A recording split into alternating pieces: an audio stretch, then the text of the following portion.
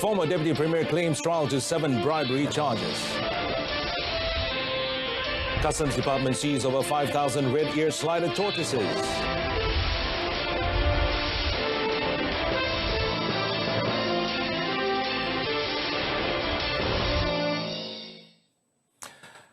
Good evening, everybody, and welcome to News on 2. I'm Muhammad Amin Carlos. Now, former Deputy Prime Minister Dato Sri Dr. Ahmad Zahid Hamidi today pleaded not guilty and claimed trial to 7 charges of accepting bribe totaling 4.24 million Singapore dollars or 12.94 million ringgit from a company over the overseas visa or VLN system. Now, Dato Sri Dr. Ahmad Zahid, 66, made the plea after all the charges were read to him before Sessions Court, Judge Azura Alwi. The former Deputy Premier was accused of accepting the bribe from Syarikat Ultra Kirana Sendirian Berhad as an inducement for him as a public officer, that is, as the Home Minister, to extend the company's contract as the operator of the One-Stop Center, or OSC, in China and the VLN system. He is alleged to have committed the offence between 28 March 2017 and 2 March 2018. The charge under Section 16, Subsection A, Subsection B of the Malaysian Anti-Corruption Commission MACC Act 2009 and punishable under Section 24, Subsection 1 of the same Act carries a maximum jail term of 20 years and fine of 10,000 ringgit or 5 times the amount of the bribe, whichever is higher if convicted. Deputy Public Prosecutor Muhammad Mughzani Fariz Muhammad Mokhtar offered bail of 200,000 ringgit with 1 surety for all charges.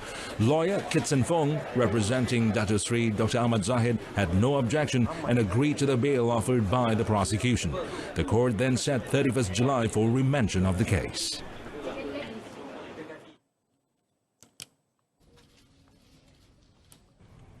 Meanwhile, Dato Sri Dr. Ahmad Zahid is expected to be charged with 33 other bribery charges involving the same company at the Shah Alam Sessions Court in Selangor tomorrow. Malaysian Anti-Corruption Commission MACC Chief Latifah Koya has described the case as serious due to the involvement of high-ranking officers or government personnel. She also said that the 33 bribery charges involves around 47 million ringgit. Ini adalah satu siri pertuduhan. Hari ini 7 dan akan ada lagi 33 di Mahkamah Shah Alam yang melibatkan transaksi yang serupa. Jadi secara keseluruhan akan terdapat lebih 40 lebih pertuduhan. The MACC chief said this after attending the former Deputy Premier's court hearing at the federal capital. Well, any loopholes found in the overseas visa or VLN system procedure will be immediately escalated to the Home Ministry. Now, Malaysian Anti-Corruption Commission MACC Deputy Chief Commissioner for Operations Dato Sri Azam Baki said his officers will submit a report to the ministry if the commission finds any flaws in the system. Berhubung dengan sistem dan prosedur yang mana kita dapati ada kelompangan, ada ketirisan dan sebagainya, bahagian pemeriksaan perundingan SPRM akan menghantar laporan secepat mungkin kepada KDN untuk pihak menteri meneliti dan untuk mengambil tindakan sewajarnya berhubung dengan apa-apa juga kelemahan dan sistem dan prosedur dan juga berhubung dengan sistem yang digunakan dalam kes ini. The MACC Deputy Chief said this when met at the Kuala Lumpur Courts Complex after attending the proceedings of former Deputy Prime Minister Dato Sri Dr. Ahmad Zahid Hamidi, who was being charged with 7 corruption charges related to the VLN system. He added that officials who are said to be involved in the case would be called as witnesses. Well, the Royal Malaysian Customs Department, JKDM, has successfully crippled an attempt to smuggle methamphetamine drugs weighing 14.34 kilograms in 2 separate cases in Kuala Lumpur International Airport 2 or KLIA2. Now, the Central Zone Customs Assistant Director General, Dato Zulkarnain Muhammad Yusof, said 2 men who are of Indian nationals, were both aged 30, were arrested. Dato Zulkarnain said the first case involved 6.6 kilograms of drugs which a man attempted to smuggle from Hyderabad, India on 19 June.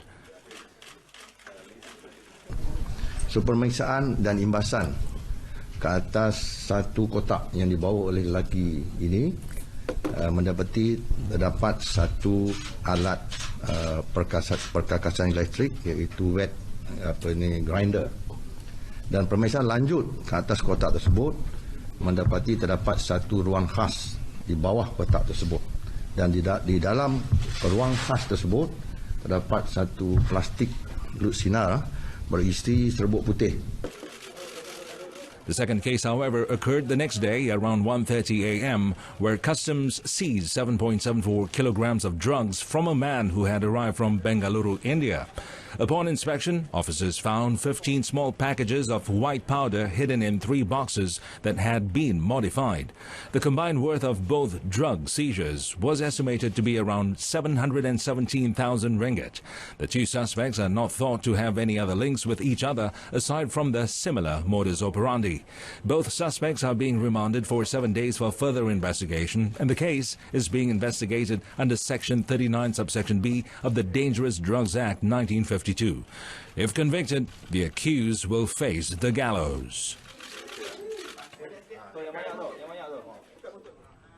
At the same press conference, Dr. Zulkarnain said that the department has crippled the attempt of 2 men who had tried to smuggle in 5,255 red ear slided tortoises worth 52,550 ringgit. Dr. Zulkarnain said that the duo, aged 30 and 42 respectively, had arrived from Guangzhou, China on 20th June together with 16 small baskets containing the tortoises in 2 separate baggage. Kita punya siasatan awal dapati kura-kura ini dibawa masuk ke sini untuk tujuan dibawa balik ke India. Transit di sini bawa ke India. Transit ke India. Jadi bermakna dia di India kita tak pastilah sama ada dia akan diternak, pastinya dia akan diternak sebab kura-kura ini untuk anak lagi. Anak dia akan diternak untuk tujuan hiasan ataupun untuk tujuan makanan. The case is being investigated under Section 135, subsection 1, subsection A of the Customs Act 1967. Now, Deputy Prime Minister Datuk Seri Dr. Wan Aziz Wan Ismail has expressed shock and sadness over the landslide tragedy which claimed 4 lives in Jalan Tanjung Bunga, Georgetown, Pulau Pinang yesterday. And through her tweet and latest Facebook entry, the Deputy Premier said she closely followed the development of the search and rescue operation to find the victims who were buried alive in the incident.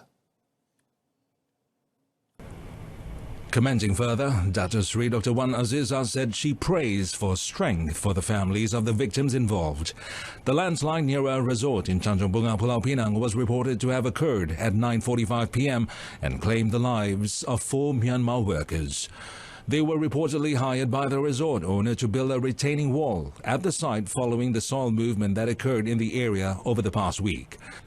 The operation has been called off after the last body of the 4 victims was extracted from the site at 4:35 a.m. today.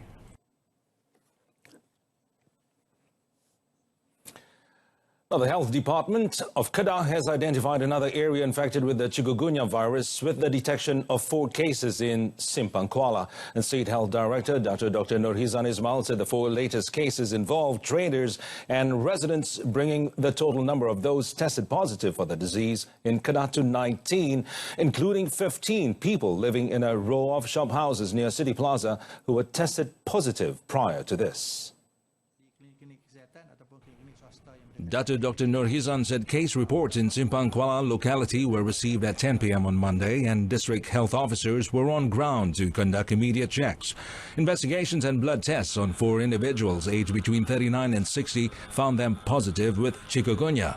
He also said they are still checking to determine whether they are linked to the infections in City Plaza.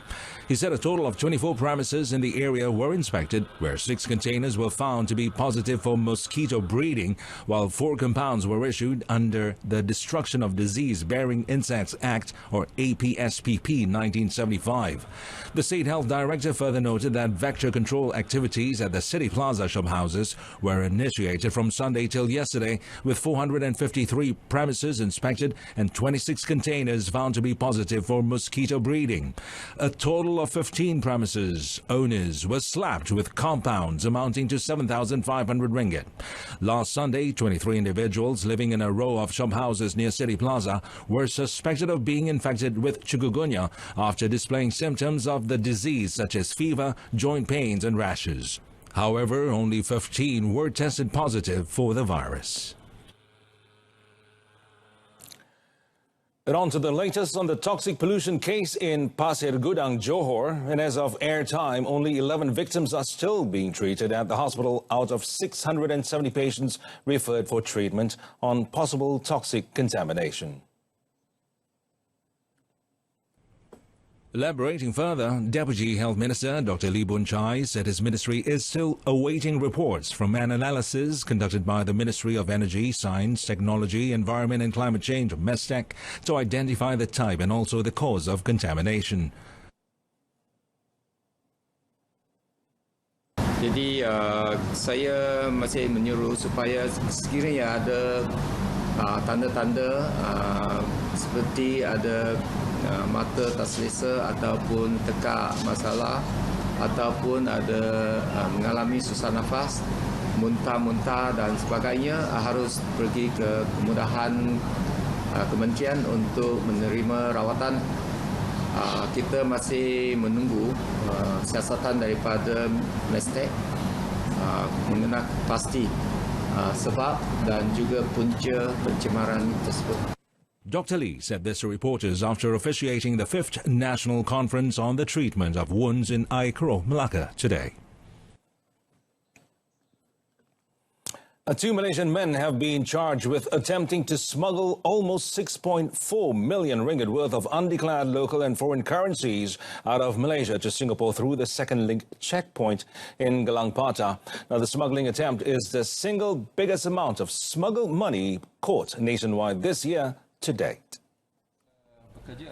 Johor Customs Department Director Dato Muhammad Hamidan Mariani said the cash was found in 4 boxes inside a Honda Accord sedan's bonnet on 18th June during a border inspection for vehicles leaving Malaysia for Singapore, and that the 2 men in the car, aged 25 and 26, were arrested the following day.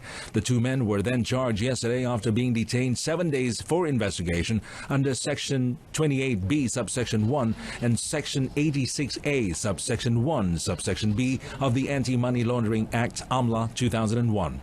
Those found guilty can be sentenced to a maximum fine of 3 million ringgit or jail term of up to 5 years or both.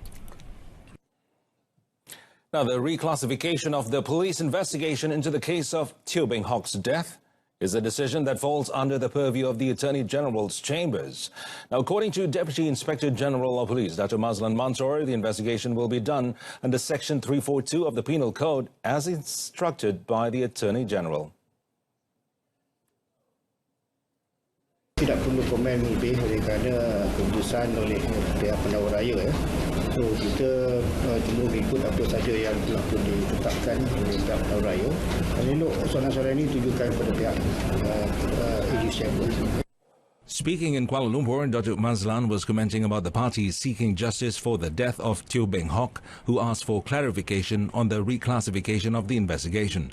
In June last year, Finance Minister Lim Guan Eng announced that the Cabinet agreed to reopen investigations into the death of Teo, who was a former political aide to DAP Sri Kembangan Assembly person Eun Yong Hian Wah.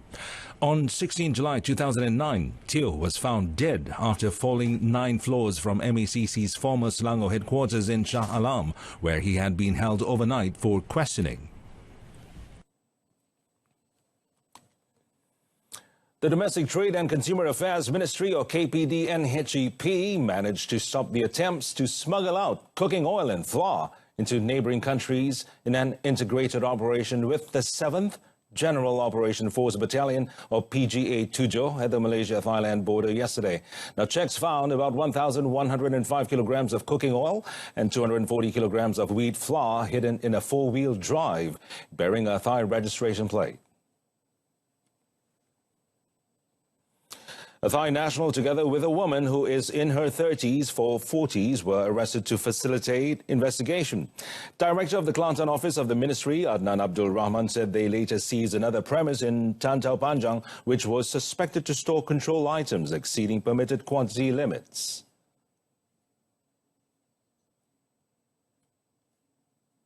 Kan awal mendapati sebuah premis pemborong di sempadan disyaki telah membekalkan barang-barang kawalan kepada pembeli yang menggunakan kenderaan dengan nombor pendaftaran negara Thailand.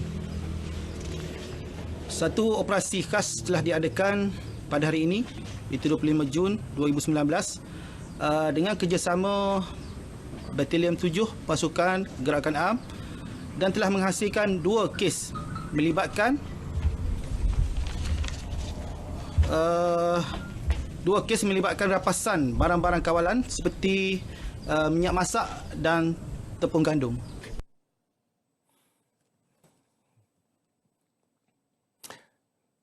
It is believed that the control items will be resold in neighboring countries at higher prices. Now, Adnan said this in a press conference at the tactical headquarters for the PJ Southeast Brigade in Rantau Panjang. He said the suspects were found to have committed a number of offences, such as soaring over control limits, selling control items to unlicensed individuals, and failing to maintain complete stock books. If found guilty, they can be punished under Section 22 of the Control of Supplies Act 1961.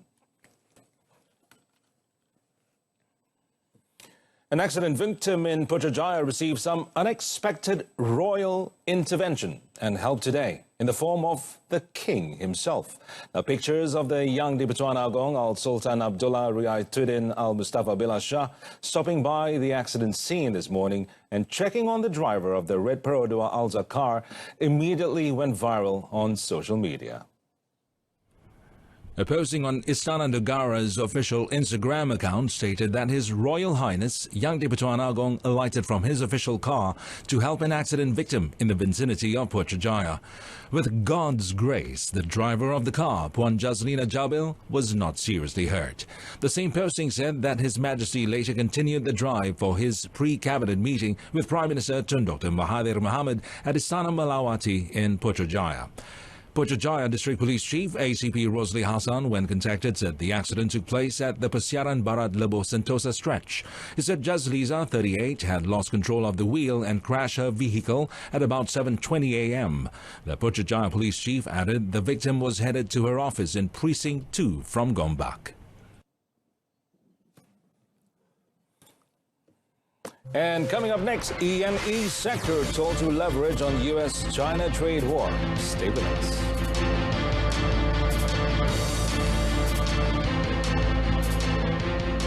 And welcome back. Now, the Malaysian Electrical and Electronics, or E&E sector, should seize the opportunities arising from the escalating U.S.-China trade war to further grow the industry, said the National ICT Association of Malaysia, PICOM.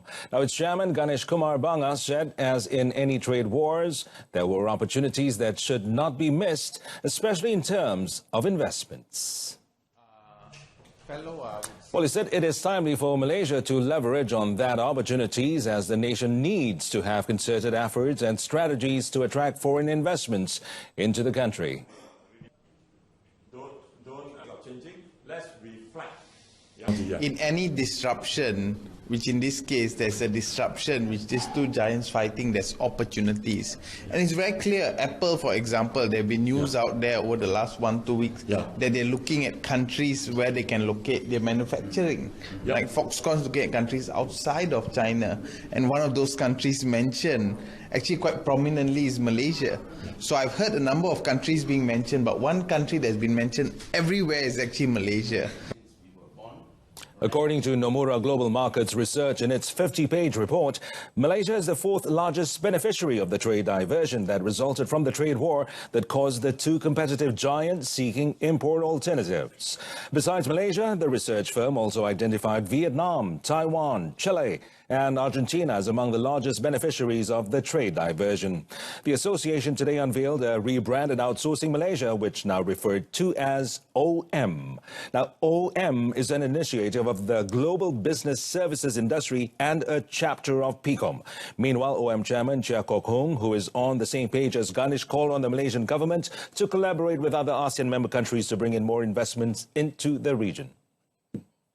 Now, Malaysia remains committed to empower the role of women in the maritime sector by offering equal job opportunities. While speaking at the closing of the 2019 Day of the Seafarer A, the International Maritime Organization, or IMO, in London, Transport Minister Anthony Loke Siu Fook said Malaysia is an active member of the IMO and will continue to support any efforts that including the empowerment of women, which is the theme for this year's celebration. Kita nak supaya dapat terus mempromosikan dan juga memberikan peluang yang sama rata ini supaya mereka juga boleh terlibat dalam sektor maritim ini. Tetapi sektor maritim ini sudah tentunya dia bukan saja kepada pelaut tetapi kepada pihak pengurusan di pelabuhan, pihak pengurusan di syarikat-syarikat perkapalan dan sebagainya. Ini adalah antara peluang-peluang pekerjaan yang boleh kita berikan kepada golongan wanita. Loke added that Malaysian women's participation in the maritime sector is still very low at between 10 to 15% compared to other member countries. Pahang remains in second spot in Super League after Selangor defeat.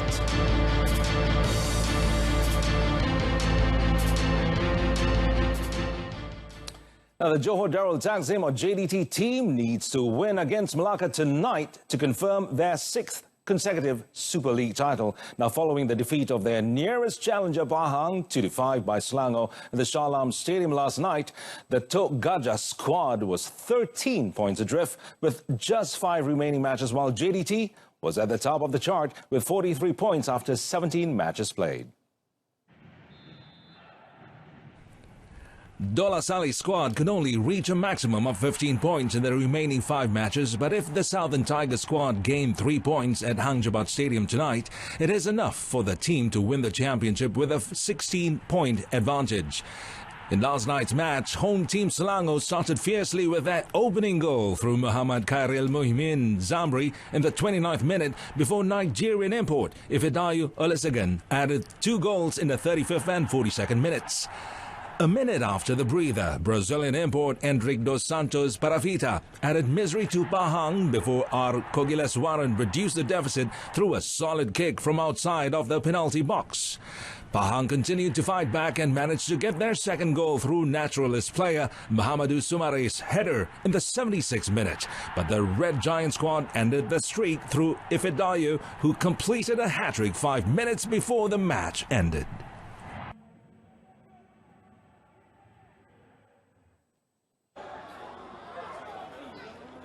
While in the Premier League match, JDT 2 topped the standings chart after a 2-0 win over UITM FC at the Pasir Gudang Municipal Council Stadium. And after a scoreless first half, Muhammad Ramadan, Saifullah Usman and Lebanese import striker Muhammad Gadar scored in the 46th and 58th minutes, respectively, to give the team 3 full points. A tragedy struck UITM FC when they were down to 10 men after Park Yong-jun was red-carded 5 minutes before the final whistle was blown.